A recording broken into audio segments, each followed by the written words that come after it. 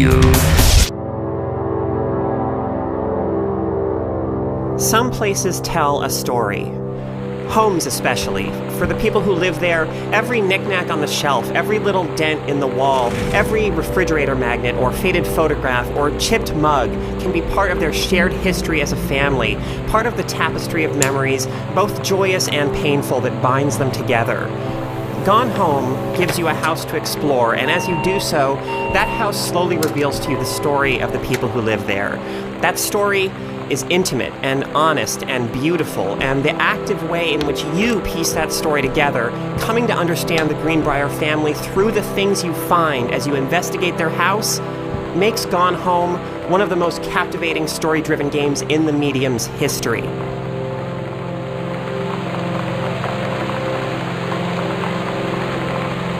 You play as Caitlin Greenbrier, the older of Jan and Terry Greenbrier's two daughters. After spending a year gallivanting around Europe, you've come to your family's new home one rainy night in June of 1995. And although you expected your folks to be there, you find the house empty. Making the absence of your family a little more ominous are a scrawled note from your 17-year-old sister Sam on the front door, and a few emotional messages on the answering machine from a young woman tearfully asking Sam to pick up the phone. Sam, where are you? Really? I need to talk to you. Please be there. This opening immediately pulls you in and makes you concerned about Sam's whereabouts and her well-being. Hi, Mom. So I got my ticket home from Europe. I get back on June 6th, but it's a really late flight because that was the cheapest, so it gets in at midnight. But don't worry, I'll get a shuttle from the airport so you don't have to pick me up. Caitlin's personality comes through in a few postcards you find that she's sent from Europe and through some funny interaction prompts, but she's mostly just a vehicle through whom you experience the story. That story focuses on Sam, and periodically, items you discover trigger narration from her as you hear journal entries she has written to Caitlin. Oh my God. You are so lucky you finished high school before we moved into this house. So, it's the first day of school. And there I am, introducing myself to the class. And I say that I just moved into the house on Arbor Hill. All of a sudden, every kid in the room turns and just stares like I suddenly transformed into a mutant. I just stood there, wishing pretty hard for a rewind button. The story of a connection Sam forms with a classmate is a remarkable one for a number of reasons. It's simply one of the most human and grounded stories ever told by a game, capturing Sam's struggles with tremendous insight into what she's going through, and it makes them understandable and relatable. You'll repeatedly find yourself nodding along as she describes her feelings because the writing precisely and tenderly captures exactly what those experiences are like. When you live in one place your whole life, your next door neighbor is kind of like your default friend.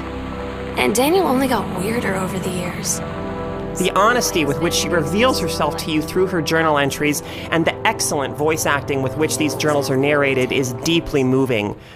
By the time you've solved the mystery of what's happened to her, both she and the place you explore as you find out about her will have left a lasting mark on you.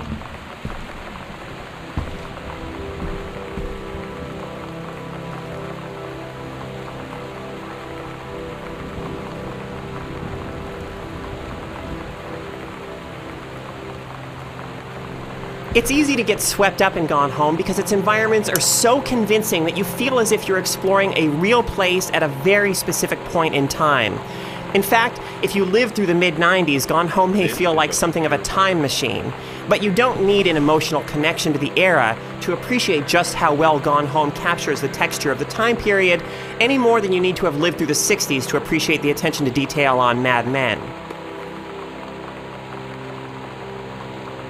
As you find out what the Greenbriers have been going through, there are no puzzles to solve, no enemies to defeat. There's nothing to take you out of your journey of discovery. Instead, everything you find just reinforces the feeling that the place you're exploring is a real one, inhabited by real people. So much of the story is in the details, as almost every letter or form or other document you can pick up and examine reveals something about the inner lives of the Greenbriers. It's wonderful the way the game respects your intelligence, trusting you to understand how each piece fits into the overall puzzle rather than spelling it out for you. These items aren't like the audio logs and journal entries you find in so many games that are clearly left around just to give you, the player, some narrative context. These feel like the authentic products of people going about the business of living their lives, which you just happen to be there to discover.